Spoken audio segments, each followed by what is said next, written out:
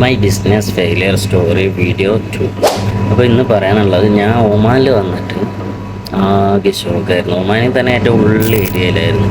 4-3-10 building, ഒരു 5 കട, ഒരു 10-200 ആൾക്കാർ, എന്നും കാണുന്ന മുഖം, എന്നും കാണുന്ന ആൾക്കാർ, എന്നും കാണുന്ന പോലെ. ആദ്യമായിട്ട് റൂമിൽ കയറുമ്പോൾ വെള്ളം കഴിഞ്ഞിട്ട് ടാങ്കറിൽ വെള്ളം അടിക്കലാണ്. അയാൾ നിരമ്പായിട്ട് വരുള്ളൂ. അങ്ങനത്തെ അവസ്ഥയാണ്.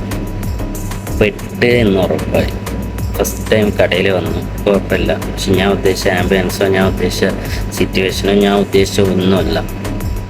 പിന്നെ വന്ന് തിരിച്ചൊരു മുടക്കമില്ല. ഇവിടെ വന്ന് രക്ഷപ്പെടും വിചാരിച്ച് വീണ്ടും കുഴിയിലിട്ടാൽ പോയി എന്ന് മനസ്സിലായി. പിന്നെയും കടിച്ച് പിടിച്ചിട്ട് 4-5 മാസം നിന്നു.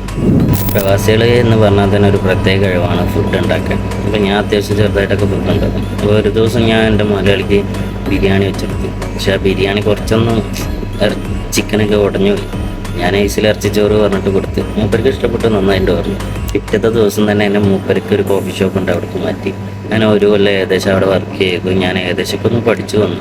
പിന്നെ എന്തൊക്കെയോ സിറ്റുവേഷൻ കൊണ്ട് മൂപ്പർക്ക് നോക്കാനും വരാനും കഴിയാത്തതുകൊണ്ട് എന്നെ നോക്കാൻ ഏൽപ്പിച്ചു. പിന്നെ ഞാൻ കുറച്ച് ദിവസം അങ്ങനെ നോക്കി പോയി നല്ലപോലെ പോകണ കണ്ടപ്പോൾ ഞാൻ തന്നെ പറഞ്ഞു, കട ഞാൻ നോക്കി നടത്താം, എനിക്ക് തരുമെന്നൊക്കെ ചോദിച്ചപ്പോൾ ഓക്കെ പറഞ്ഞു. പിന്നെ ഒരു മാസത്തിനുള്ളിൽ കട ഞാൻ സ്വന്തമായിട്ട് എടുത്തു. ഒരു ബിസിനസ് തുടങ്ങുമ്പോൾ പൈസ നമുക്ക് പ്രധാനമാണ്. പക്ഷേ ആ പരിപാടിക്ക് ഇറങ്ങുമ്പോൾ ഓട്ടോമാറ്റിക്കായിട്ട് പൈസ മാറ്റും. മെനക്കെടുക, ഇറങ്ങാൻ തീരുമാനിക്കുക. പൈസ എന്ന പിന്നാലെ അതിൻ്റെ കൂടെ വരും.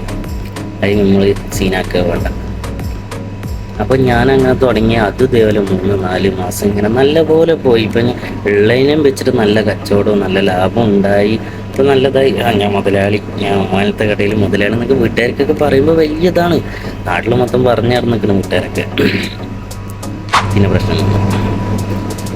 ജനുവരി 1-ാം തീയതി ഒമാനിൽ പുതിയ നിയമം വന്നു. വെച്ചാൽ വിസ ക്യാൻസലേഷൻ പറഞ്ഞിട്ട് വിസ ഇല്ലാത്തതിനൊക്കെ പിടിച്ചിട്ട് നാട്ടിൽ പറഞ്ഞേക്കുന്ന പരിപാടിയൊക്കെ വന്നിട്ടുണ്ടായിരുന്നു.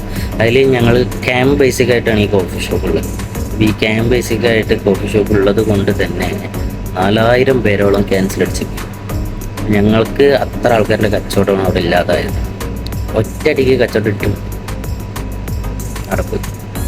പിന്നെ ഞാൻ ചെയ്ത മണ്ടത്തരം എന്താ, തെറ്റ് മനസ്സിലാക്കിയിട്ട് ഒറ്റയടിക്ക് നിർത്തിയിട്ട് പോയില്ല. എന്നെ കൊണ്ട് കഴിയും, ക്ഷമിക്കാൻ ഒറ്റ പോകും. പക്ഷെ ആളില്ലാത്ത കടയിൽ തുറന്നിരുന്നിട്ട് കാര്യമില്ലല്ലോ.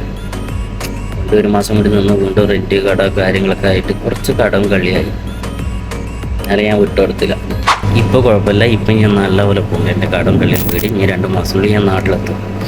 അതിന് വേണ്ടിയിട്ടുള്ള പ്രിപ്പയറിംഗ് ആണ് ഇപ്പോൾ നടക്കുന്നത്. പക്ഷേ ഈ കടവും കളി എങ്ങനെ വീട്ടി, എങ്ങനെ സ്ട്രൈക്കിൽ നിന്നൊക്കെ എങ്ങനെ ഞാൻ ഓക്കെ ആയി എന്നുള്ള വീഡിയോ നാളെ ഞാൻ